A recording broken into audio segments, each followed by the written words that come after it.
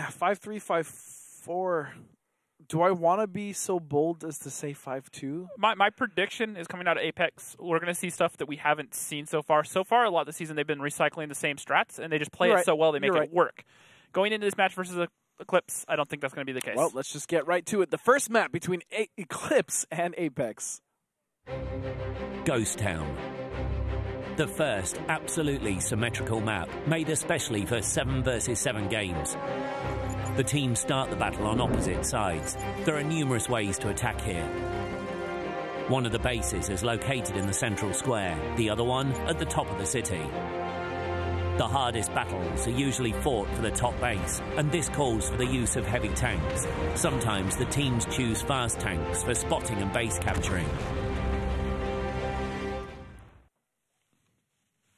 Here we go, eClipse versus Apex, and eClipse is going to be bringing one 50B, a 215, a 113, an E5, an I7, and a 251, and it is 250Bs. Meanwhile, Apex is going to be bringing a 215B, a 113, a 250Bs, a Batchat, and 2 T10s. Yep, so opting for the Tier 9 lineup, bringing a little bit more weight and a little bit more firepower on a very small map where a lot of brawls tend to happen. Wally missing the solo climb.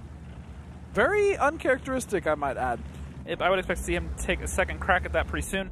Meanwhile, Canadian Impact has been scouting around over towards the 0 line, and it's actually the rest of the heavies of the 2 T10s and the 113, a photo finish. This is a very cute little play. They're going to go ahead and push around all the way out wide, and they are not even spotted right now. So speaking of something we see recycled, this is not one of those things. Yeah, this is what I was talking about. I would not expect to see the similar strats that Apex have used so far this season. I would expect to see new material, stuff they've been saving for this point in the season. Because this is going to be the round robin that counts the most as far as getting them to the regional finals. And they want to keep that first place position. They don't want to have to worry about another team overpassing them. And if there was anyone that was going to be in position to do it right now, it's going to be Eclipse. All right, and I believe that was an HE shell being bounced onto Germ there. Am I correct in saying so? Yeah, no, absolutely. And photo finish, actually, I believe it was his gun that just got damaged there. However, what I like out of this play from Apex is because they pushed around out towards the 0 and all the way up into that 890 pocket when they came around, none of them are spotted. They didn't know that 3 tanks were going to be on cap. We saw the same thing happen against the Quadicum 60s on this very same map in the same position. It was 3 tanks sitting on that cap. Only 7 seconds left. 5 seconds now. 4, 3. Oh, and there's the reset. Huge coming out of Eclipse. Now the resets come in, and now this is where Apex need to have that plan B, and here this plan B is. And Eclipse is now pouring over, and they're going to be getting shots off on Germ. These 3 tanks should be going down as long as Eclipse plays this correctly. Vetro taking quite a bit of damage, though, as Germ goes down in the T10. It's now Nitz, but Canadian Impact finds the kill onto Vetro, and this is a brawl. Now here comes the tanks coming out from the back of the flank. Apex is trying to clean this up. But meanwhile, Canadian Impact and External have come in, and they will clean up Mort. So much action. Photo finish is getting very low. External going to take out a tank himself. Oxmathis taking quite a bit of damage out of Akula now. Tigers, though, coming around the corner in the 113. Dodoma coming in with a full clip in that 50B. He will find Brett. Just back and forth. And there it is, taking him out. Apex looking very good to clean this up. Just as soon as these auto loaders can get off their clip, they can clean this up. Canadian Impact and External are both loaded. Canadian Impact is about to be loaded. Oxmathis is going to go down, and Apex is looking very good to take this very first battle. Just Wallhacks left alive, and then RU-251. He will be going down in just a moment as Dodoma comes around the corner, fully loaded, ready to finish him off. This is what separates... Listen, James, I need you to... Right here, okay? Right here. This is what separates top teams from not so top teams. The fact that they were in a situation, they had a plan. Once that plan, it didn't necessarily backfire, but it didn't work out the way they wanted to. They got reset at about, I think it was 4 or 5 seconds, which is what didn't happen against Quadicum 60s. And like you were saying, as it was happening, what is their plan B? They immediately were able to swing the other tanks around and take it. It was pretty what simple. A it beautiful was play. Sneak 3 tanks onto cap. They got that cap pressure going. And the thing that they figured out is, all right, so if we don't cap out, that means there's going to be guns in position to reset us. So they have to be along that north road. Or take the overmatch. Yeah, well, it's not even that. They're just going to be in a position to get those resets. If they're in position to get those resets, they're going to be susceptible from a push from another side. So what happened was that the second group, the other 4 tanks from Apex, came in completely isolated and completely boxed in those tanks of Eclipse between the tanks on cap and the tanks from the south group. So overall, just great play out of Apex. I love the design of that strat. They almost got the cap out. They got it down to just like, I think it was 5 seconds until they got the reset. And then at the last minute, all the guns managed to line them up, get the resets. But once again, when all those guns fired, they knew all those guns were on the north end of that village. So they knew that there wasn't going to be too much opposing them in the south. And so they had the Batchat and the 50Bs and the 215B come rolling in late. And they just pincered out Eclipse. They left them with nowhere to go. And what was a little bit back and forth, once Apex got into their second clips, that's when it was over. Right, and that's when it was over. Apex doing such a good job of playing so clean. And then Eclipse also, I like the response from them as they did pour in to try to take that quote-unquote overmatch, which, again, is when you have more tanks than the other team in that specific area. But the thing is they didn't have a whole – well, was it overmatch at the very instant it happened? Right. This play out of Apex was designed so that, well, it was a slight overmatch. It would not be one for very long. They'd get in there. They pincered them out. They didn't give them that opportunity to get those extra guns down and to do that extra damage.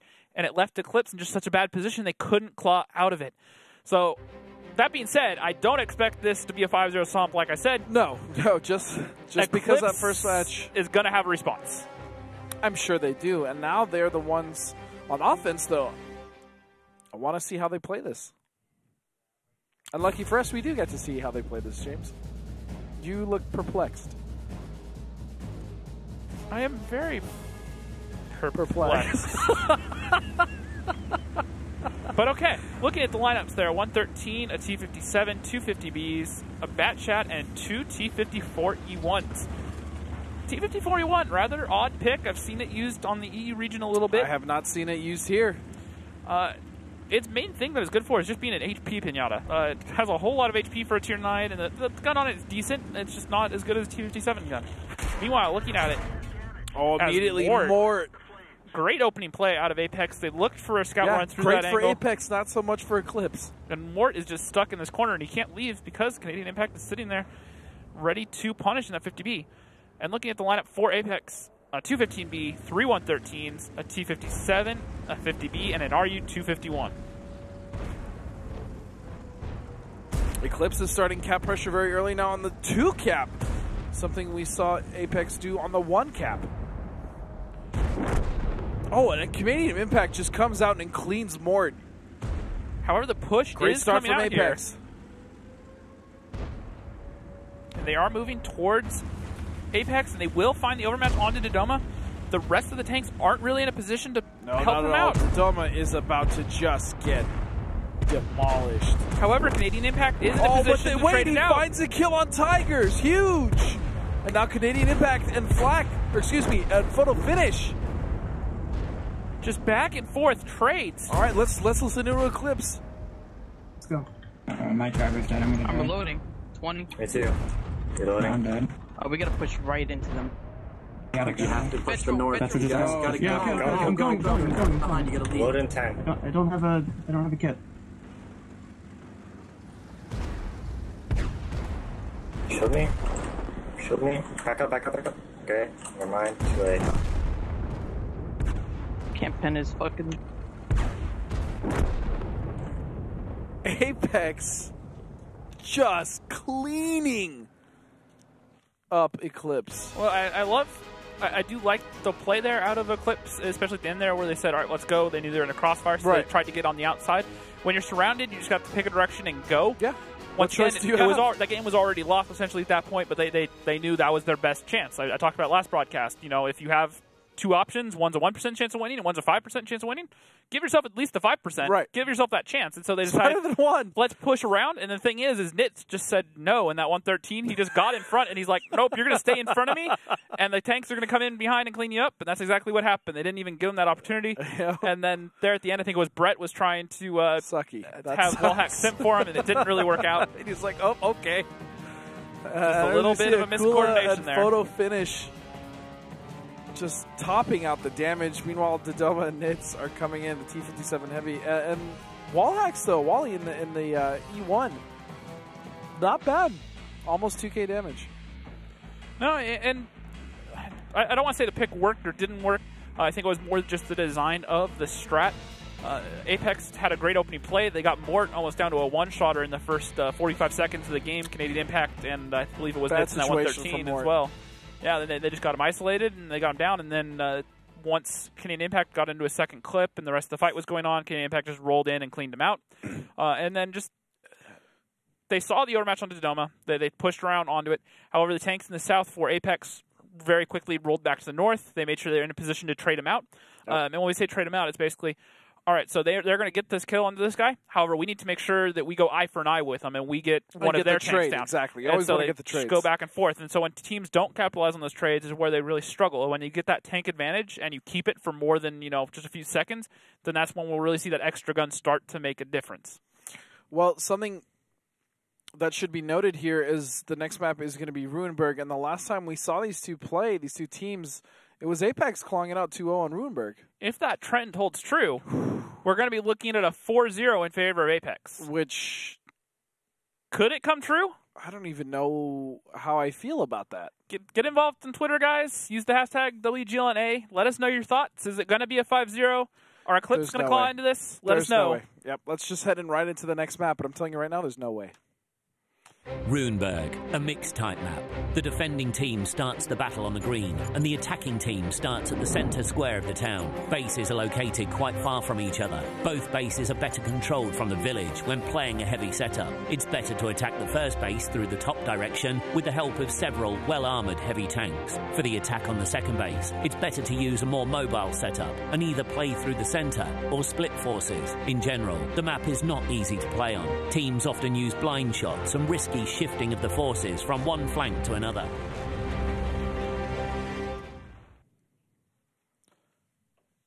Battle number 3, and we're going to see Eclipse bring 4 113s, 2 Batchats, and a Scorpion. Yeah, bringing that Tier 8 German tank destroyer. Has a pretty good gun on it. I've played it a good bit. It's a quite ridiculous little Tier 8. If you're going to bring a Tier 8 that's not a light tank or an artillery, it's not a bad choice. Meanwhile, looking at Apex, two 215Bs, excuse me, an IS-4, a 113, a Batchat, and an RU-251.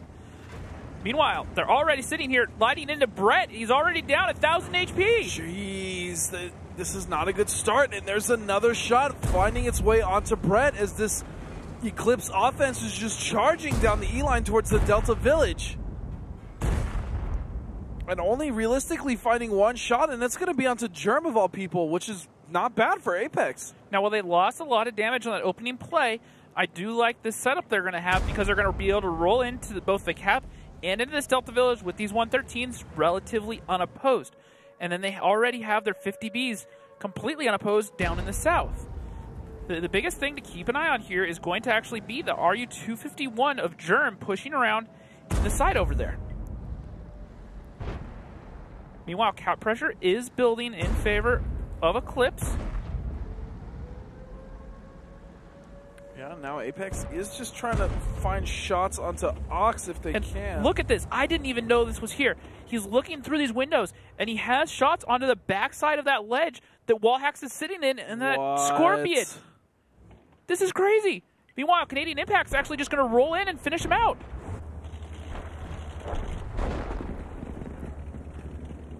I didn't even know that angle was there. That was so neat.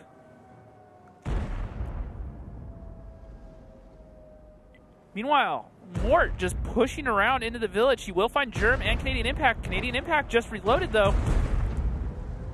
And Tigers is going to cut him off and not leave him anywhere to go. Let's go straight into Eclipse's comms. Trying to help Mort. Mort's pushing me out. They're pushing me out. Oh, let him back up. Batchat, come back and just counter push this. Counter push this before the Rue gets here if we can. Let's counter push on this. Keep getting shots in. Can we kill the two-shot? Can we get, okay, T1 stay alive, Ox stay alive. Can the bat just come in as soon as you're loaded? Yeah, or maybe just kill the Rue? I have 3. Okay. I'm coming in behind Dodo. 31 HP. Yeah, Extra no shot. Oh, Just get it. Don't let them push. Let's go. Go, Let's go. go, Let's go. Let's go. Let's go. Let's go. Dodo's slow. I'm trapped. I'm coming. Push in before the root gets here. Yeah. The RU's already behind them. Don't Just poke keep back going. there. Keep going. The forward. RU ammo back me. I can't do anything. I'm gonna get I'm hit by Dodo. wrecked. So you hear the comms there out of Eclipse that they understood that RU-251 was coming in behind and he was going to have shots on their rear, and so they pushed into that Delta Village. However, pushing into that Delta Village leaves the rest of the guns of Apex still here in front. Ox is going to find the Doma, but the situation is not favorable here for Eclipse as it's a 4-on-2. James, it's going to be 3-0. What is this? I am just so, I don't want to say confused, but just perplexed on so many different levels. That great little play out of Germ. I honestly have never even seen that angle before. You would have thought if other people had known about that angle onto that Scorpion, they would have used it by now. We would have seen that appear in some region. I haven't even seen that anywhere, let alone here in North America. So great homework there out of Apex, finding those spots. And then just after that, they got the Scorpion G down. Canadian Impact, unfortunately, did fall to the bat shot from Eclipse as he pushed around because he had just dropped his clip. However, it is Apex up 3-0. Wow. This is something that I did not expect. Absolutely did not expect this. 3-0 in favor of Apex. Sure, maybe the first two games would have went to one or the other teams if they didn't end up tying it up 1-1. But I was at least expecting Eclipse at this point to pick up, like I said, at least one or two games. And something to keep in mind on is next map, Himmelsdorf. I've liked what I've seen out of Apex on Himmelsdorf so far this season. Yeah, and I don't really remember seeing much out of Eclipse. Eclipse played it once versus, I believe it was Siebel to Tweet, and they lost both rounds on it. So, this could get rather interesting. This could get very hairy for the team of Eclipse. They need to get something going here and fast. When we listen to their comms, you can definitely tell some of them are a little bit frustrated. It's been cleaned up, though. I will say that much. From what it sounds like, there's less. Okay, so less disagreements. Before it seemed like the whole scenario of too many Chiefs, not enough Indians. It doesn't really seem like that, but yeah, you definitely hear the frustration out of Eclipse right now. They're definitely attempting to work together. You could hear it. They can say, all right, let's do this or let's do that, but they're just kind of just missing the wavelengths a little bit. Earlier we watched, I believe it was Wallhacks try to simp for Brett. Didn't happen, just a little bit off there. We heard the frustration from him as well. He's just like, all right, well, I guess not. Yeah. What are you going to do in those sort of situations? Yeah. And so something just not clicking for Eclipse. Earlier, I kind of likened teams to a car and just not all the cylinders firing. And right now, I don't even see one cylinder starting to get off for Eclipse. My favorite listening was of Apex. The control, the calmness that we saw from their caller, it was really nice to hear. So much. What's the word I'm looking for? It was just so much control. Yep, definitely. And they understand when it's time to just shut up and listen to their caller and get things done. Communicating and talking to each other is good. However, in just some cases, it doesn't always work out because there's just too many people talking, not one person able to really process the information. Right. And now we see out of Eclipse 2 215Bs, a 113, a 50B, a 430, a TVP, and a T54 lightweight. Meanwhile, on Apex, we're going to see 2 215Bs, a 430, 3 bad shots, and an M4043. That's neat. A rather interesting pick for Apex. And I've seen that artillery used occasionally on this map.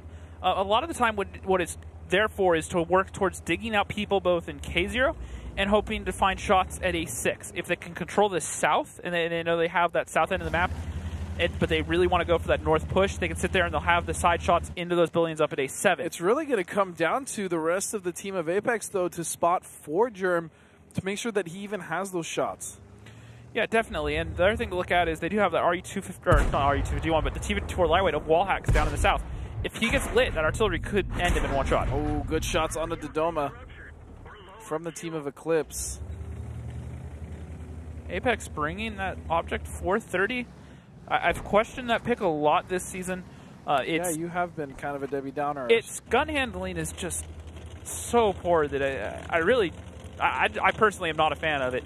Its DPM is great, its camo is good, but its turret's pretty soft, and the gun handling is just so poor compared to the other Russian mediums. It really can be hard to handle. And it looks like Germ was sitting there setting up for a south shot, so I would expect to see an artillery shot come out towards and he that should main be group. loaded here relatively soon. Where's it going to go, James? We'll find out as soon as he aims in. Or as soon as something gets lit, for that matter. Meanwhile, it's Tadoma that gets lit first, and none of the tanks for Eclipse are lit yet. And for the first time tonight, Eclipse have a sizable HP lead.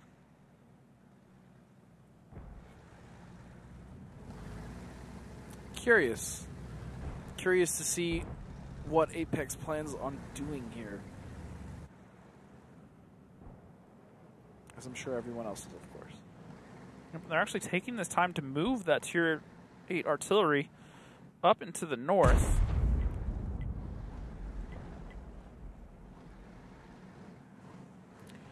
Now, I know that you can sit on the ramp at around D1 and have some interesting shots towards the Zero Line Village. However, that's not what they're going for. They're going to push them all the way up to A1 up there. Yeah, and what angles does he have? He'll have pretty good shots into the South Village, and he should also have some shots into A6 over that building. However, I think mostly it's going to be towards the Delta Village and towards the south there. And already it looks like he's trying to find a shot on either Tigers or wall hacks.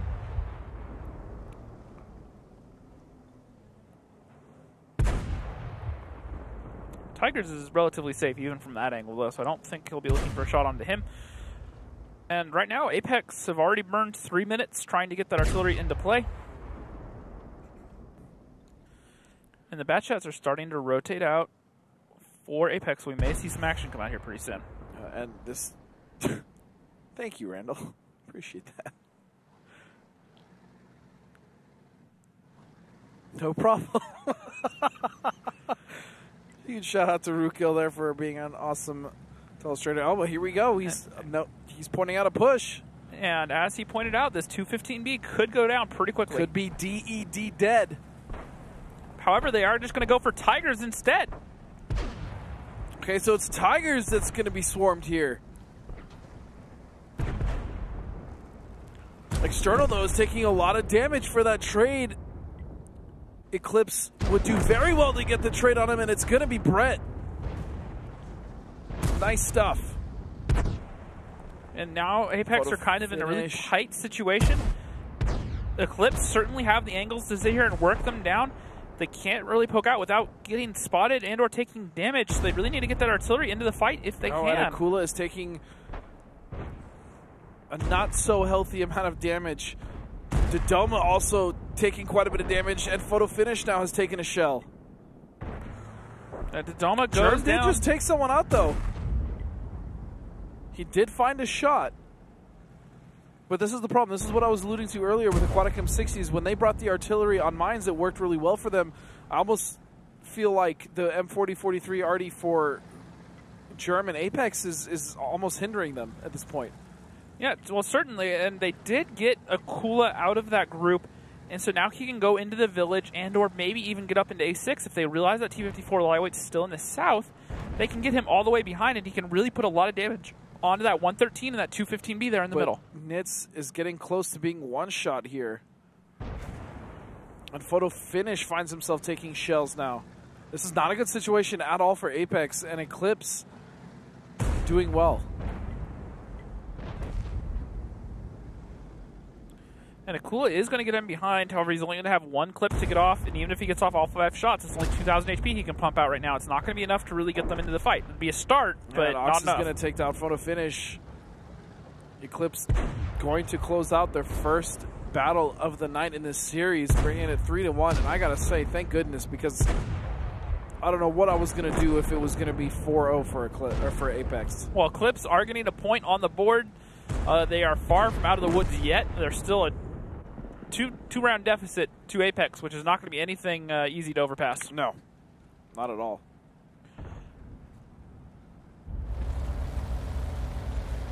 Germ firing his shot. I would have rather at that point he held it and tried to shot someone that came around this corner. Maybe get a pick, maybe slow someone down to where they could cap out. But I mean, it's hopeless. Kula's going to be the first one that goes down. Germ's going to get picked up here in a second. They know he's just fired. Mort goes for the ram. And Wallhacks picks up the kill. So Apex choosing to bring an SPG, and honestly, it didn't work at all. I mean, he got one. Let's see here. Who did he take down? As I look down at the scoreboard here, Germ took 6 shots. Got 2 with splash damage, total damage 683, but he did end up taking out 1 tank. It was Vetro in that TVP as the tank ended up getting down. So was it worth bringing it? I like the idea, but if you know teams are going to be that passive as they are, I definitely see certain situations where it could be useful. However, especially with the way that eClipse played, I think bringing a tier 8 light may have opened up more things, but then you have to sit here and you have to ask this question. Was it the artillery that was forcing eClipse to play a certain way? That's not what lost them the game. It just doesn't look like it really made the impact that they wanted to. Well, but that's what I'm getting at is, did eClipse adapt to them bringing that arty and play certain angles? They figured the artillery's probably going to be on the one line somewhere, figured that he'd move into the village and say, all right, so we'll play these angles so he can't really do anything, and that's why they were so just dug in the whole time? Or was it just that was their game plan going in, and they knew that, so they tried to bring the artillery to open them up? It's just one of those kind of cat and mouse games where, you know, we're never really going to know. We have to sit there and ask the captains, and so we might find out later. But I'm not a big fan of the artillery on that map. I see certain situations where it definitely can be useful. I've seen it in the past used very successfully. Back in 754, when the that bottom 0 line was used a lot, and teams used to put T-54 lightweights and their stuff down there, even IS-3s. Then teams started bringing like M44s, the little tier 6 artillery, to sit there and just blast them out of that bottom corner, because once you have a tank out of that corner, then it opens up that whole south end for the map for you. We only saw it a couple of times, but it did make some appearances. However, this time it was a completely different use of it. They left it all the way over in that A1 corner. They were trying to find some shots onto the backside of that village. However, outside of that one shot, he got onto Vetro, which was only for 600 damage. Yeah. He just really wasn't able to do a whole lot that Well, we say only, but you know, at that point, they were already down by a lot of HP. They didn't have that tier 8 light, which they could have used to really open up the map to get around. But either way, very well played to eClipse. Yeah, definitely. I like their response there. They kept it nice and tight. Only had wall hacks overexposed in the south there. The artillery could have ended his game early. However, they just never were really able to get him lit consistently. Anytime Dodoma tried to push up towards wall hacks, there were guns in position playing those different angles to make sure that he got punished. And so they just couldn't really ever establish in the south. Even once they pushed over onto Tigers, they were in position to just completely shut that push down. Yeah, well, we're going to get into the second battle of the same map, which is, of course, going to be still on Ruinberg. Next map, to be certain, is Himmelsdorf. So that should be interesting. Yep, and I Himmelsdorf, don't favor a small city map. The teams start the battle in opposite corners. Both bases are located close to each other, but in a way that you can't stay on the defensive all the time. The main attack routes pass through the hill, the alley and the railroad, but in general, the attack can be successfully executed through any part of the map. Heavy tanks and tank destroyers with powerful guns run the show here. However, a lot depends on the mobile light tanks. Wow, so we are on to battle number 5. My mistake. We are actually on battle number 5, and it is going to be on Himmelsdorf. I forgot how fast that first round went on Ruinberg. Yep, and looking at the lineups out of eClipse, 2 113s, 350Bs, and 2 tier 9 bats. So a lot of autoloaders out of eClipse, only bringing those 2 113s as the consistent fire tanks. And they are playing very aggressively, pushing across the courtyard, just completely splitting this map in half for eClipse.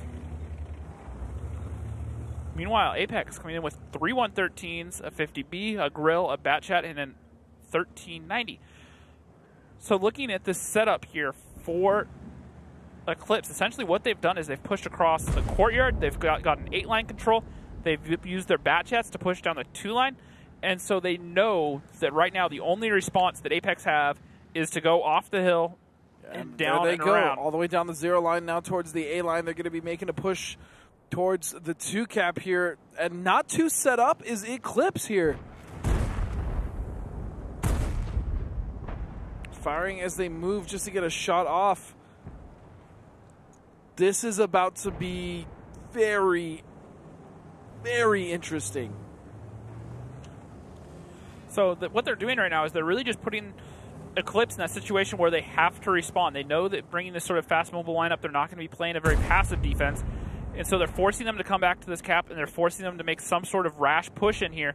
And they do find a few shots onto photo finish. However, they won't be able to get those resets onto external and Akula.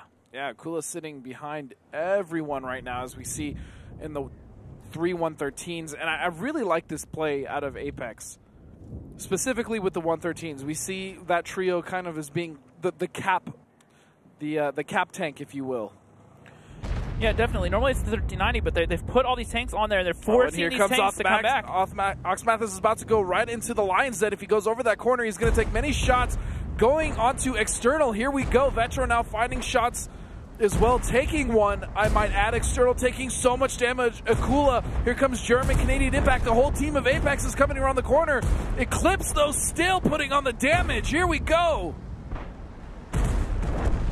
Tigers takes a kill. Oxmathis takes out Dodoma. Germ falling. But here's the problem. eClipse have all those autoloaders. They're going to be running out of shots here soon, and they're going to need to force reloads. This is where these consistent fire tanks for Apex could really get into this fight.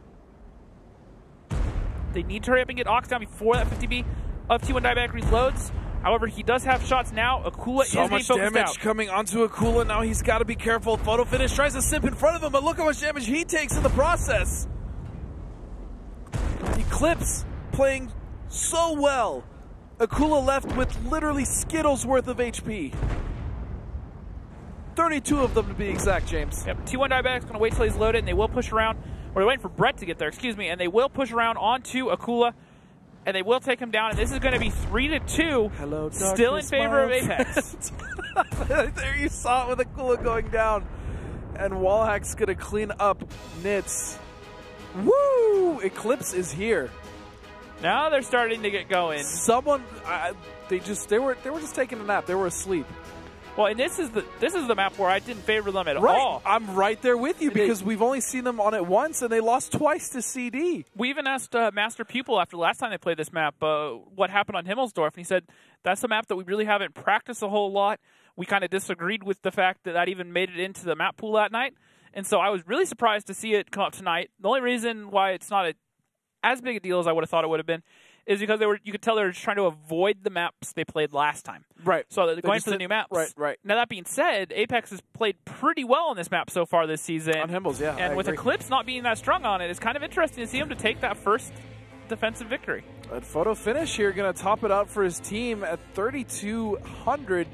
And then we're not going to see anyone from Apex up until the 5th spot in Canadian Impact doing 21. But the damage from eClipse with T1 Diabetic, Wally, they were all very, very consistent as we see them around 27 to the 2,200 range.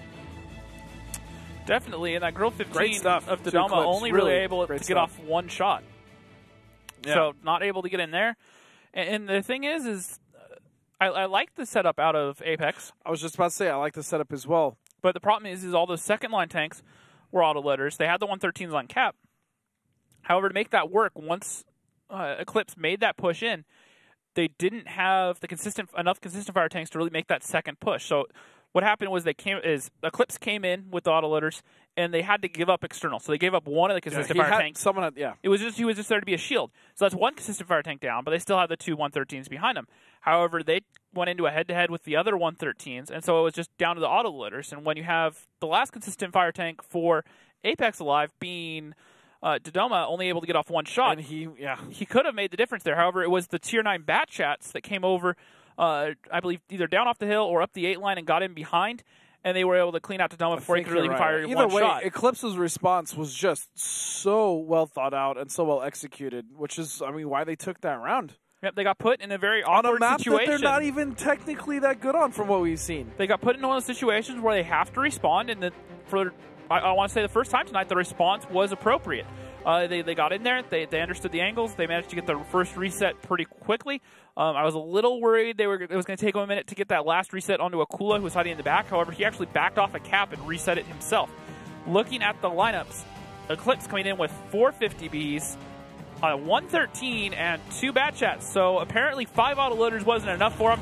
Let's go with 6. Meanwhile, Apex coming in here with 2 215Bs, a 50B, an E3, a bat chat, Dodoma in the 4005, and Germ in that 1390.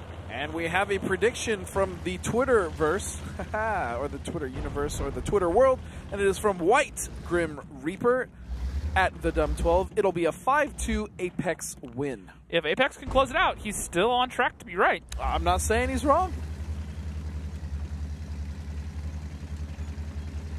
Isn't that what I predicted, though? I said 5-2 Apex?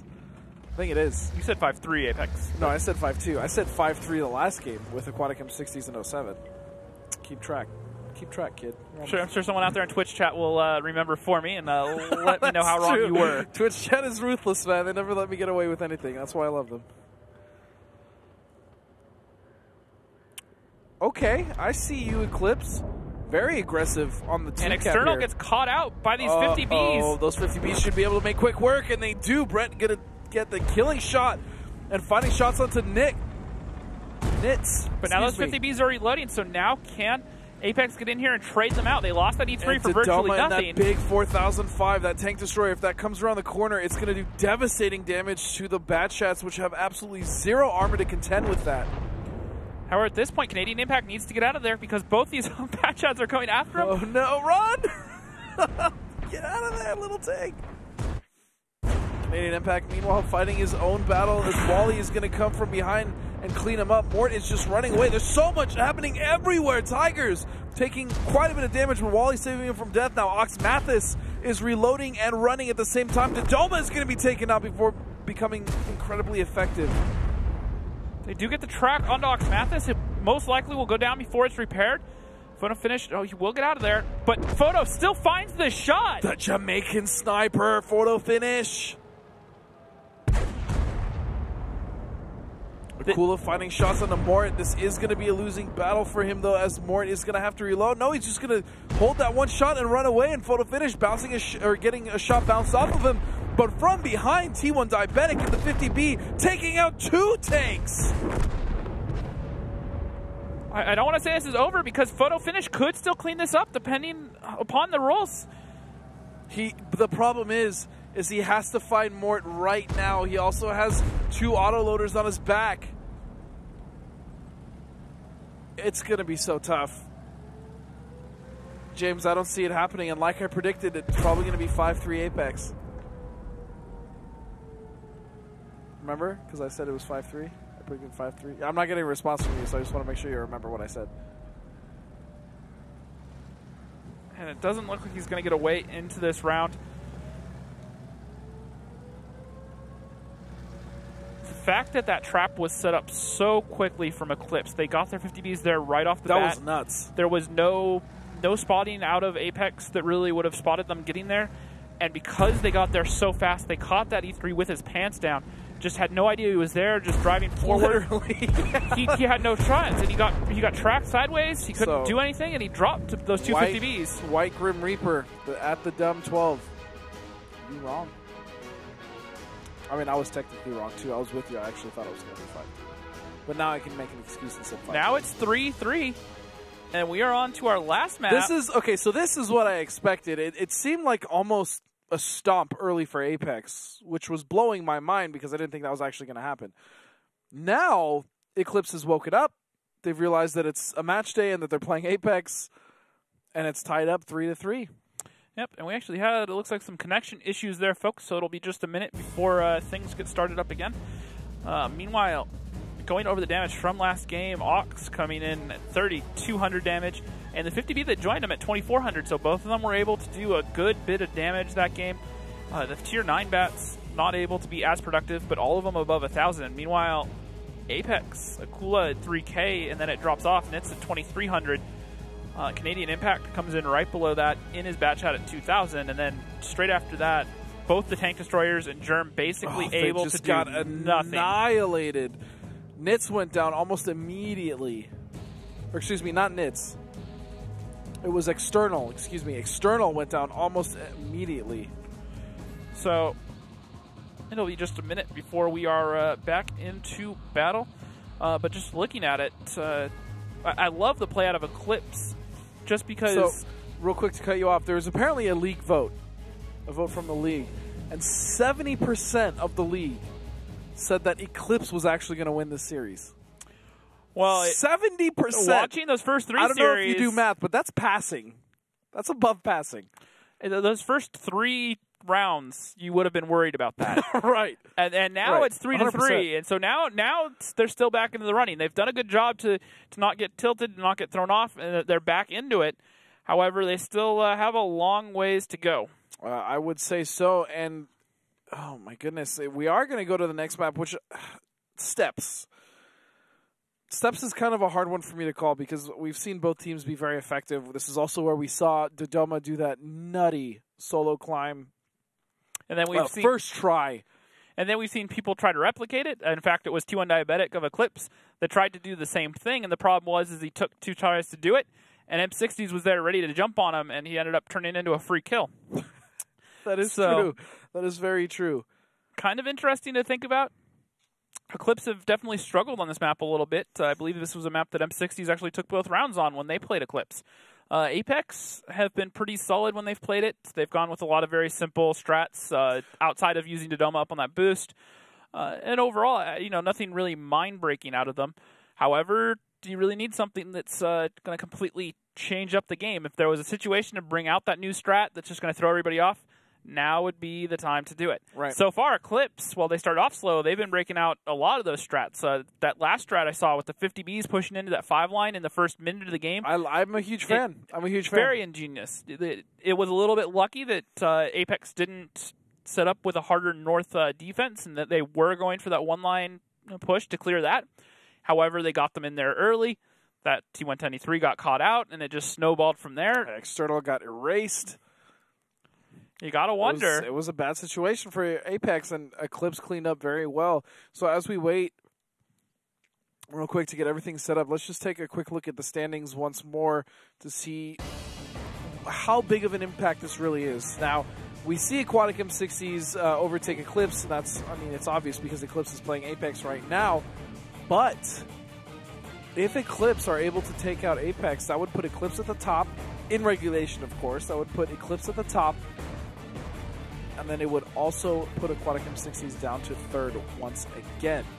Traversely, if eClipse only get 1 point, that means that they would sit and stay in 3rd place because Aquatic M60s actually beat them in the head-to-head, which would put eClipse 1 spot lower from the top 2. So both the first and second battle tonight have potentially had huge implications on who's going to get the free pass to the offline regional finals.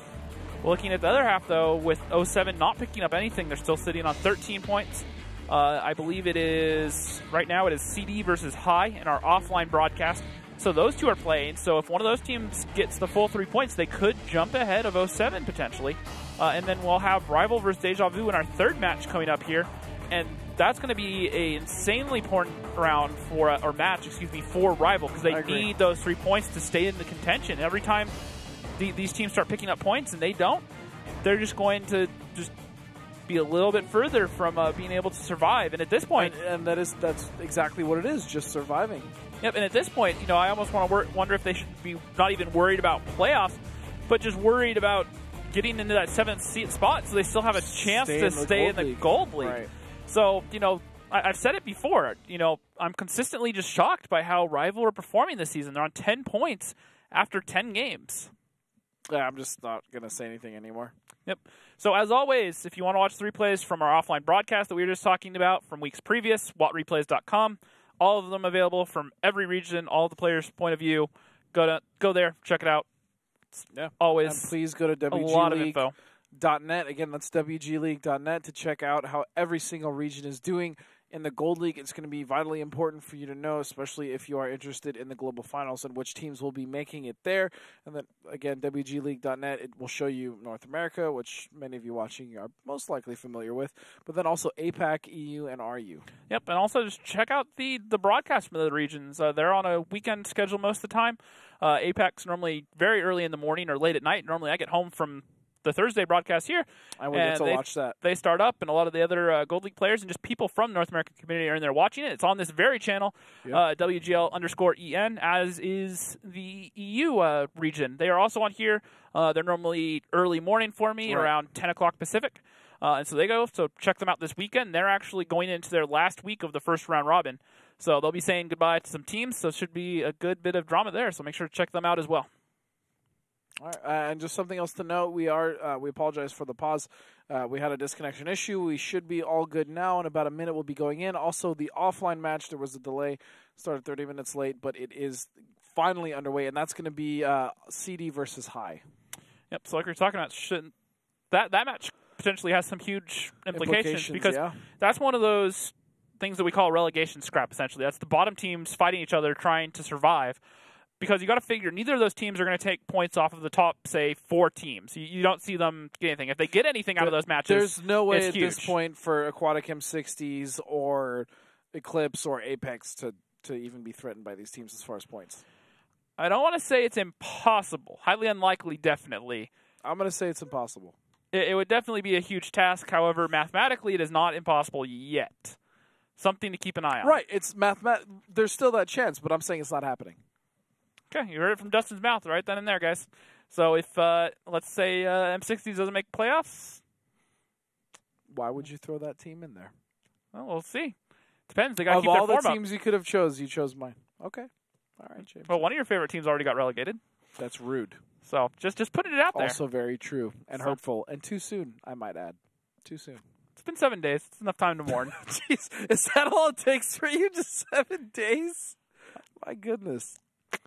So cold-blooded. They are on the final countdown right now. They're selecting their lineups. We'll be good to go back in another minute. Once again, sorry for the delay. Bit of issues with the battle. It happens. Disconnects happen. So, again, guys, I love seeing these tweets. Please tweet at us at WGLNA and use the hashtag WGLNA. We will read your tweets live on broadcast. Get them out there. That's all I got to say, really. I'm just ready for this battle to get back underway. I'm sitting here. Then let's get right into it. Let's just get right into it. Battles are just rifling off. Steps, the most open map in the league. The attacking team appears near the rocks at the bottom of the map, and the defending team starts at the top. Bases are located near the railway and on the green. The best way to control them is to use the lowland near the second base. The attacking team usually begins the attack from the rocks and the railway, but sometimes they can attack through the green. Teams often drag vehicles from flank to flank, so both teams usually pick light vehicles with a good camouflage rating, but sometimes use tanks with a strong turret and even SPGs. So we are typically used to seeing a lot of bat chats on Cliff. 5 bat chats on the steps. Yeah, it's weird because this isn't something Cliff. I've seen a whole lot. Which will be next, by the way, and we most likely will see Cliff at this point. There are 3 rounds to decide who's going to take the victory. Okay, so Eclipse actually now deciding to bring the Artie with the M4043, the Tier 8. Interesting. Yep, and looking at the lineups there, Eclipse, a 113, a 140, a Grill, and 3 bat chats on top of that Tier 8 artillery. And it looks like they're going to go for that opening to try to find anyone doing the A2 climb, which it was actually Apex that showed it off first. So they're making sure they're not doing that again. They've gotten in position to make sure they can counter that out. However, they don't spot anyone up there, so they're just going to go ahead and push across anyways. Meanwhile, Apex going with a very hard south push, just leaving their T110E5 in the north completely by himself. I have not seen this defense setup, I don't think, at all this season so far. Actually really ingenious, very similar to what Eclipse just did to them on Himmels. They've pushed in with a bunch of bat shots very aggressively, and they're sitting in just one of those weird angles where you're not going to be expecting to tank that soon. Yeah, and if they do end up pushing any further, that M4043 is going to be annihilated, as is the bat shot hanging in the back, which seems to be none other than Brett, but he is hiding in a fairly decent spot, and now we see T1 Diabetic slowly turning around as well. Brett is set up for that, I might add. Yeah, he's back here just chilling out in a bush, looking with a clean line of sight down in the south. So if they do some sort of crazy push down here, they'll see it. However, they're just sitting in these blind spots where Eclipse can't really spot them. So as long as they kind of stay patient, it may be an over-rotate from Eclipse where they push back down around in the south where they roll into all 5 of these bat chats. which you could say would be a not favorable situation. I don't even think a mouse could survive in the middle of 5 bat chats for more than a couple of seconds. So a lot of posturing here, and this is just going to be a mental game at this point. This is who breaks first, who decides they need to make a move in which direction. I think Apex is going to sit here as long as it takes, to be honest. And here's the thing: is right now eClipse are starting to poke around in the north, and they're not seeing anything. That E3 or that E5 for Apex is so far back; he's not even relatively intimidating for Apex. So they don't think there's anything there. And so at this point, this is when eClipse are going to start looking for either a middle push, like Tigers is coming down right now, or looking for a push in the south. And at this point, actually, Brett's going to start leaving his spot right there, moving a little bit forward, checking an angle. Actually, he's just going to back up. Just doing a little check, make sure that he's not getting stuck upon. If you only knew. Oh, Dodoma was lit. A little bit unlucky there. He gets spotted just poking out a little bit too far. However, at this point, they realize that a majority of the forces for Apex are in the south, and so they're starting that cap pressure, and they're set up to defend the south. And this is where we'll see that RU-251 and that T-110E5 for Apex come into play. Still some cap pressure. It's not devastating right now, but it will mount up, especially because most of the team Apex is against south. They won't really be able to get very clean shots on that, with the lineup of eClipse blocking the way and, quite frankly, being in a battle-type situation, or excuse me, a brawl. My goodness, English. And actually, the push is going to come out of Apex right now. They're pushing around in the south. And they are all lit. Shots coming onto Akula very early now that eClipse knows exactly where the tanks of Apex are. And Apex a little uneasy now. They're backing off. Well, they know that eClipse are going to be looking for it now, so they're getting out of there before the tanks come in. And the artillery shot goes off towards the Doma. Only splashes for 13. A little lucky he didn't have his track taken off there. And they will get out to live and fight another day. Or another engagement for that matter. I really wish I could have heard comms there on Apex's side. Get out, get out, get out. And I could be wrong here, but I have a sneaking suspicion that they were not planning on Dodoma getting spotted there. They were supposed to be holding that one little angle. They'd done the research to know exactly who could have the angle. However, I did notice Dodoma was being a little bit restless, rocking back and forth, kind of checking for stuff. And my guess, and once again, this is purely speculation, is Germ was sitting there saying, all right, everyone, let's just hold firm these spots. They'd gone over in a training room. Let's just make sure we play nice and slow and just hold these angles and trust that we won't get spotted. And Dodoma just being a little bit antsy, kind of backed up and forth and got spotted and kind of just threw a wrench in that whole game plan for Apex. So, a little bit of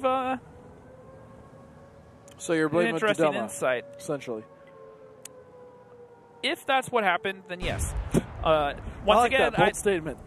I don't know that that's for sure what happened. I can't say with any amount of certainty. I know. I'm just giving you a hard time. As a caller, I can pretty safely assume, though, that that is what happened. Meanwhile, cap pressure at 70 seconds, 4.5 minutes left on the clock. Photo Finish hasn't really been able to find a solid reset yet. Vetro does still have most of the cap points. One little other thing kind of interesting to look at, I find it really interesting that they're using Vetro, that's one of the top damage dealers in the league, as the tank that has to sit on cap and get shot at. I just find that a little bit interesting. Meanwhile, cap pressure down to 14 seconds now. They've stacked 3 on. Oh, and there's a shot that's going to be a reset. No, now all the tanks are off. And that's it. Cap pressure's gone. Photo Finish finding shots now onto T1 Diabetic, and he's going to go down to Nits. And all of these auto litters for Apex just opening up, completely evaporating these tanks in the wide open. Apex in a good position now. They have to be careful, though, because once those auto loaders are out of shells, that's going to give eClipse a small window of a chance or an opening to really make something happen. But Germ now taking out Vetro in the 251. And these Batchats are actually going to take this opportunity to reposition and reload. As we watch over here in the distance, the Batchat. Oh, Brett is chasing him down like he is a rabid animal, and there he goes. Just like a rabid dog, just chased him down and took him out.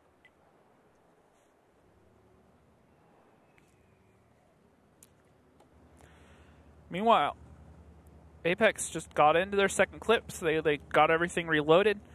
They are sitting here rather firm. They've done so much damage to Eclipse, it's going to be hard for them to recover. Essentially, at this point, you got to assume Eclipse are basically 4 tanks down. They have 1 Batchat on 242 HP, so he's a one-shotter for anything left on the field. Now, as always, a gun with any amount of HP, whether it be 1 HP or full HP, is still a gun left alive on the field, could make a difference. However, being a one-shotter, if any sort of massive brawl breaks out, he either has to be in that fight very quickly so he can get damage off and keep his team in it, or he needs to be somewhere so far back that he's just not getting spotted, being worried about staying alive. And if that's the case, you still don't favor Eclipse to win. And if he is in that brawl, there's a good chance that he's going to be focused out early. Although it is a gun alive, it's true. I mean, when you are one shot, you definitely run the risk of being focused out.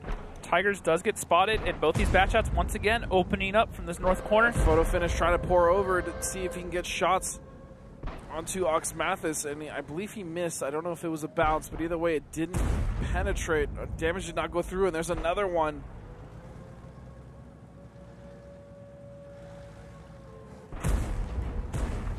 And there's 2 shots finding their way to penetrate on photo finish there. Tigers using, I like it, using the angle of the dead grill to try to get as many shots as he can. He did get one off onto photo finish that caused some of that damage, but there's still not any real cap pressure here, as the whole team of Apex is not slowly, very quickly going down the alpha line. They should be able to get over here and do some damage. However, Akula is about to reload, and we'll have a photo finish with Ox Mathis. At this point, out external, and it's going to take out Mort. Ox is 1 shot away. In fact, he is gone. 3 on 5. Canadian Impact is 1 shot away. Akula gets taken down by Brett. Eclipse are doing whatever they can to stay in this, but I don't see it happening, as there goes Tigers. Brett is down to a 1 shot at Wallhacks. Well, Wallhacks is no more. So, Apex, 4-3. Like I said, we won't see the same stuff that we've seen out of Apex used again tonight.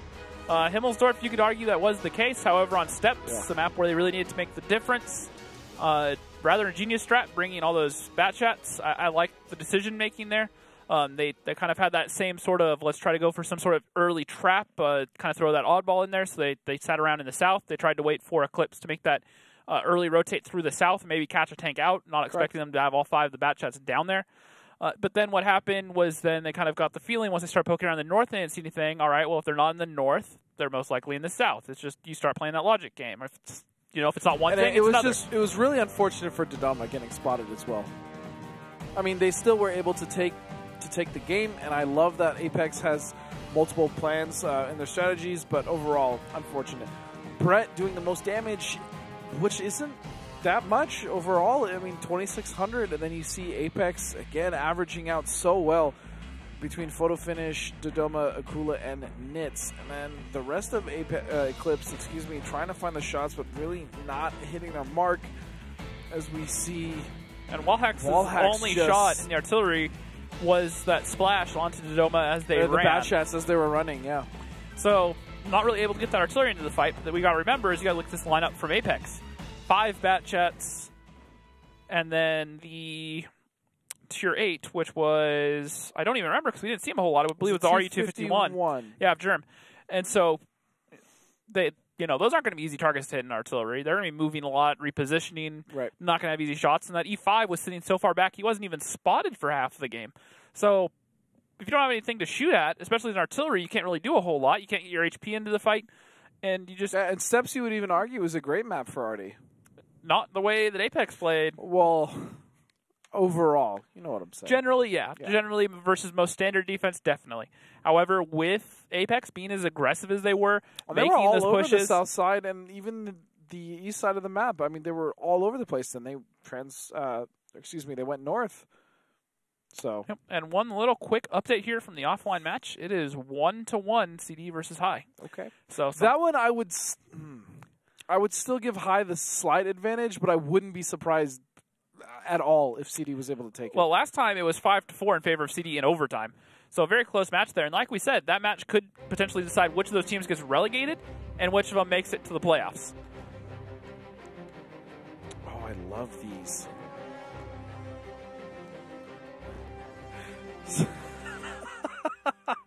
So Master Pupil. I'll go over the lineup real quick, and then we can read off that tweet. Go ahead. Eclipse, 2 113s, an Object 140, an STB, 2 bats, and an RU-251 out of Eclipse. Meanwhile, Apex choosing to stay true to that heavy bat chat lineup, bringing a 113, a 140, 4 bats, and then them bringing the M40-43 this time. I don't like, aside from what M60 did with the RD, I haven't really seen it be that effective from any of the teams that have brought it. But Master Pupil at Pupil_Eclipse said, Eclipse is looking to Master Pupil Super Slam. We'll have to see if that holds true. They are 1 round away from losing or tying it up. Right. So this match could be decided right now if Apex can close it out. The one thing I will note is Apex have gone for a hard 2-cap play right off the bat. And with bringing that artillery should be able to help them get anything up on the 0 line out of there in those climbs. So if Wallhacks gets spotted... Talk about an aggressive play. Already 3 tanks on cap for Apex, 25 seconds, as we've just barely started this game. And here comes the entire force of Eclipse coming over. And Wallhacks needs a whole volley. He's down to a 1-shot already. Wow, and there he goes. And there's the artillery, picks him off. Now here's the problem. Here's the rest 7 of the seconds. team. They are going to get reset. There's no way. And they're just going to push off. Focus onto Dodoma. Canadian Impact going to find Brett. T1 Diabetic going to find Dodoma. Vetro going down. And there he goes. Photo Finish is now stuck in the middle of all these tanks of Eclipse. Tiger's going to take out Nits. External is trying to come over the hill. Canadian Impact from the back, also trying to get shots off. T1 Diabetic is going to be able to take out External. That's the 2nd or 3rd take for him. Apex is trying, as this is dead even right now. And Akula is going to just push in here. He will find the kill on the T1 Diabetic pretty quickly. However, Mathis does trade it out. Finding another tank. This isn't over yet. That artillery could just completely erase. Look at the destruction in the middle of the field. And now these mediums are going to move out to the rock, try to get safe for a minute. Germ is still reloading. Canadian Impact is full, so they could catch Master Pupil out if they're not careful. And he is taking shots from Akula and from Canadian Impact. That's 2 shots, unfortunately, bouncing or just missing flat out for Canadian Impact. He has 3 shells left. He's going to start backing off as now Tigers is coming around the flank, probably looking for the M40-43 that he is going to find in just a moment. Akula is still dueling with Master Pupil here. And their artillery Germ takes him out. Takes out Master Pupil. Peace. But Tigers does find Canadian Impact. It's now up to German Akula for Team Apex. Tigers, is he going to go down? Akula needs to land this shot. This would be huge. Doesn't get it. No, he doesn't. Ox is going to take out Akula here, and it's now up to Germ. What a battle. Oh, no. Germ. He's just going to barely back up, and he doesn't get lit.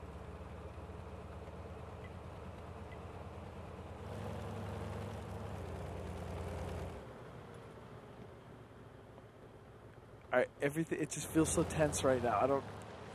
This round is basically over. Eclipse are saying at this point, all right, you can have your artillery. There's not a whole lot you can do with them. We have 2 low HP tanks, and I say low HP while Oxmathis basically has 1,200 HP left. Tigers only has 300. That's fairly low. Yep, certainly. So he could be taken out with 1 shot if he gets penetration. The problem is he has to take that shot, and then he has to wait like 35, 40 seconds before he can take the next one. Yep, and that bat chat should be able to close that distance pretty easily and find him. So the only play left for Germ at this point is to go get on cap and try to force them to come back and hope they come back one at a time for some bizarre unknown region. It's just not going to happen. Or they come back both at the same time, side by side, to where the splash kills both of them. Those are pretty much the only situations where Germ wins look this. At that beauty. Look at that middle field. Yeah, that's what I'm talking about. The turret That's laying one on of the the tanks ground. right there, baby. What a brawl that was. I love the strats out of both teams. They understood, all right, we can do this 2-cap if we can take... There was a person in there once. Yep.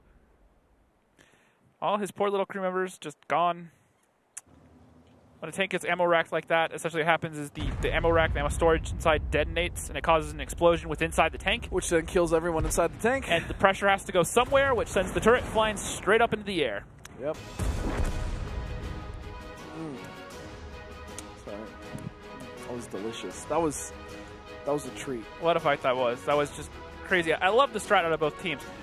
Apex gambling. Again, though, to cut you off, the Artie, okay, it's not really fair to say because Germ did pick up, like, I think 2 or 3 kills? 3.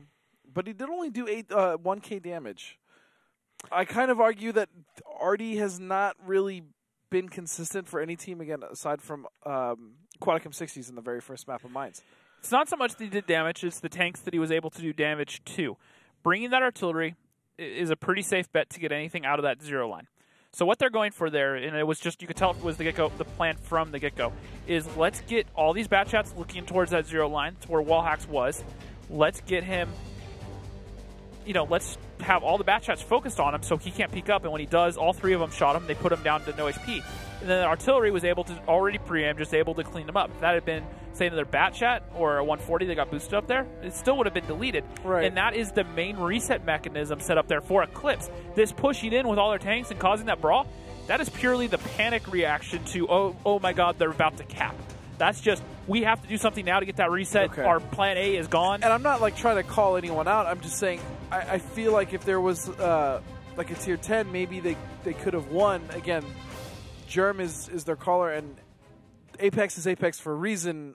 I haven't really seen Artie do, like, that much crazy work, if that makes sense. If anything I'm saying kind of has any merit. Well, but what I'm saying, and I get where you're coming from, but what I'm saying is, it's not on the field to do an insane amount of damage. They're bringing the artillery just to make sure that 0 line is not a problem, and they worked. They got Wallhacks out of there. No, you're right. So if you want to justify it by saying, as long as that 0 line tank goes down, I don't care what happens to the tier 8 after that, you can justify that because I took the tier 8 out, and then it comes down to the rest of the tanks. They almost had that cap, and you got to think, what if Eclipse had been 3 seconds slower on that response, assuming that they still felt that Wallhacks could get that reset? All of a sudden, then they're 3 seconds further from getting that reset, and Apex win that round by cap because they took out the only mechanism in place to land those resets of Wallhacks in that RE251, and that already just made sure to guarantee it. Yeah, no, you're right. So you're absolutely I get what you're saying. You want the tier 8 to do as much damage as it can, and RE251 may have done more. However, in that exact situation, especially knowing that they're going to go for that 2-cap, that artillery just guarantees that tank goes down. So I like the play out of both teams. The response there, very quick out of Eclipse. They didn't have a whole lot of time to react. However, that they were forced into making that rotation a little bit early. They're kind of lucky that there weren't more guns in the south to punish that push. However, they committed a lot of tanks. Photo Finish kind of got caught out after those batches went down. He didn't really have a whole lot to work with, and most of the mediums had to run away. So he went down for, I don't want to say for nothing, but just wasn't able to do a whole lot. Yeah, but he just wasn't able to do a whole lot, correct. So good opening there out of Apex. I By like the way, it. 2-1. High. Interesting for sure. You got to remember, it was 5-4 in favor of CD last time. It was 5-4 last time they played, and that was in overtime. Another thing that isn't so interesting, something we called Eclipse versus Apex. This is in overtime. It is tied up 4-4, which means that regardless of outcome, Apex will still be in first place. Yep. So they maintain that spot, and still huge. This still could see M60s maintain that second spot as well. That is also correct. If Eclipse are not able to take it to a win here in overtime, that means that Aquatic M60s are going to sit in second place where they will stay. Yep, and they won that head-to-head last time with Eclipse. And you want that. You want those top 2 spots. Yep, so that's you want that free buy to the offline finals. That's immense if they can keep that. $325,000 prize pool. That's on the line right now. Make that an do you want to have to play an extra game to get there, or do you want to just finish up the regular season and know that you're done? You don't have to worry. There's nothing else on the line. All of a sudden, if you're in that 3rd through 6th spot, all of a sudden you have to go, we have to win this match. That could be the difference between us getting first place and us having to settle for 5th. No one wants to settle. On one match. Decide, do you want first? Do you want to have a chance at first, or is it 5th and we're done? So right, well, a lot on the line. We're about to find out. Let's go into the final map of this series, Eclipse versus Apex. Cliff, the most dynamic map in the league. Battles on Cliff always turn into desperate double-edged fights. Teams start from the same spots as they do in standard battles. The first base is located near the defender's spawn point, and the second is at the bottom of the hill. Sometimes teams split their forces and send several tanks through the 1-2 line to the left of the small hill, but usually both teams play at the center. The attacking team can send one of the tanks up to the lighthouse or behind it. Fast and quick-firing vehicles are better suited for this map, mainly medium tanks, including tanks equipped with autoloaders. Now here we go into battle number 9. Everything is on the line. Who is going to walk away with the victory? Better yet, who is going to sit in second place? Is it going to be Aquaticum 60s or is it going to be Eclipse? And looking at the lineups, 6 Batchats and an RU-251 out of Eclipse. No games. Very straightforward. Meanwhile, Apex coming in with 4 Batchats, 2 TVPs, and a T-54 lightweight. That T-54 will spot them pushing up onto the 3-line, and they will recognize that they're split pretty early on here. Is this going to be a brawl, or are we going to see slow play? It's looking to be a brawl. It's going to be a brawl. Vetro's going to get focused out. Vetro taking so much damage, and just like that, External takes him out. Nitz also very low, T1 diabetic. In good position to take him out, and down he goes. Meanwhile, Photo Finish has taken quite a bit of damage himself. External actually up onto the climb in the middle there, and he will have some shots onto T1 Diabetic here in a moment. This is it. They're not going to get a second chance to play this map. The end result here will give us our winner, and it looks fairly even here. Now External's out. But Tigers is going to take out Germ and the T-54 lightweight as they are now coming over onto T1 Diabetic, Akula, and Dodoma. Dodoma has maintained a lot of damage, though. Dodoma should reload first. T1 Diabetic doesn't have a whole lot of options.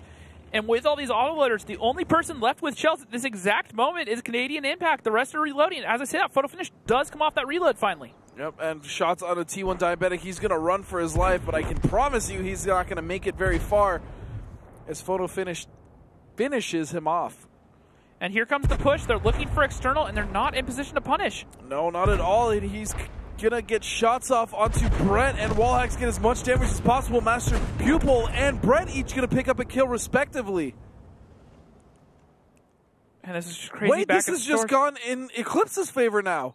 Apex could still pick They this up. should finish it right here, but Photo Finish shoots Wallhack in the face almost. That was ridiculous as he was walking, as he was driving up. Tiger's gonna finish off the Doma. Brett gonna finish off Photo Finish. Meanwhile, Photo Finish, right before he goes down, takes out Tigers, and now Brett, or excuse me, not Tigers. This is crazy. Akula needs to get Master Pupil. And now he needs to get out there. Wait a second. Ox is going to beat him on reload. Now it's just ring around the rosy. Who's going to come out on top? Ox is about to be finished reloading. Akula not even close. And he's let him get on him. Ox, can he finish just for Eclipse? 2 more shots, 1 more. Is this gonna do it? And there it is. Eclipse walk away with the overtime victory, making the series effectively 1-1. Not so undefeated anymore. And Apex has finally been taken down. They've been in overtime 3 times, but they have yet to eat or hold that L, as we like to say. And this time they will. It's going to be Eclipse fight. What a series. I'm exhausted with excitement. We still got one more coming up. But man, Eclipse was looking very shaky at the start. Apex were cleaning them up, literally just cleaning them up left and right. And then out of nowhere, Eclipse kind of woke up to become the team that we knew we were going to see during this series. And now they bring it back. And just looking at the damage here, Ox just 3,200 damage, 14 shots fired. So he got into 3 clips that game. Meanwhile, Brett at 2,800, then Photo Finish, External, and Akula all putting up pretty consistent damage for Apex. But then T1 Diabetic, who got focused out rather early, still able to get 1,700 off. And then Tigers getting almost 1,700 off. Both of them only getting off 1 clip. Meanwhile, Master Pupil coming in there with, once again, only 1 clip of damage, essentially. He did fire 7 shots, meaning he did get into that second clip, but not really connecting all of his shots. Meanwhile, the Doma, Canadian Impact, Nits, and Germ all following up for Apex. Wallhacks and Vetro on the bottom. Poor little Vetro there was evaporated within about 3 seconds. That opening push didn't really from get Apex. a chance to play. Yep, they all rolled around. At all. Nits and I believe, I want to say it was Dodoma, just came around, dropped their clips into him, and then T1 Diabetic did clean out Nits when he tried to push around there. He didn't have enough HP to withstand that clip, but overall, good stuff. And look at the damage out of Ox. Wow. Ox doing 24,000 damage. Meanwhile, Cool at 21,000 damage, photo finish, and Nits at 17,000. Then T1 Diabetic at 14k, Dodoma at 14k, and Brett at 14k. So much damage, and I gotta say, Ryan at R. Reticello, this is getting way too intense indeed, as it just finished out. You gotta remember, the stream is on a slight delay, so there's no stream sniping going on. So that he's still true. watching. He's watching battle number 8 right now. You haven't seen nothing yet. Too bad he's gonna hear this after that's over. Right, but it makes sense because I mean it is getting way too intense. Anyways, Master Pupil, congratulations, my man, for taking the victory. This is one of those times I refrain from usually asking this, but how do you feel? How do you guys feel? We feel amazing. It was a good win. We started off very poorly. I was sitting there listening to them. Like I said, communication was bad. I decided to unmute myself. You know, tell them communication ain't a bad thing. It started. They started rolling. That's when they won the first game, then the second, then the third, and so on and so forth. Right. It got better from there. You guys kind of looked asleep, to be honest, after the first 3 games. But my question actually doesn't even involve that. What exactly is a Super Slam, and can you demonstrate it for me right now? Like, can you take that nice knitted sweater that you have hanging on your door and just show me what a Super Slam is? I'll show you what a Super Slam is when we play against High. Okay. Because Ooh, shots fired already. That's going to be another easy 3 points. So, oh my goodness! I love this kid. So man. would you say that you guys just effectively Super Slammed Apex? I don't. Well, they came in with so our biggest counter is the Mr. Man Super Slam, and that's what they started off with. We started off extremely slow, but we brought back the Master Pupil Super Slam, and then I came in like the cherry on top, and I finished off the Super Slam. All right. So this man's got a golden little bit of frickin' Super tongue, Slam man, going on. You. Golden tongue. I like this guy.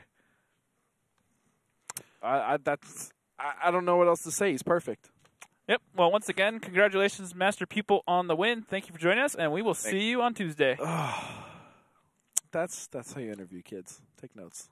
Yep. You don't seem too pleased. I don't really care. Already I firing shots towards High, so it. now I'm just sitting here ready for them to play High because that's going to be a fun match. Yeah, we'll have to be ask. Really interesting. So it is going to be eClipse finally taking down Apex, giving them their first loss of the entire season, as it only took 1 round robin and 2 weeks into the second? 1 week into the second. Or 1 week into the second. Yeah, where am I? Yep, match day 11. Stream delay. There you go.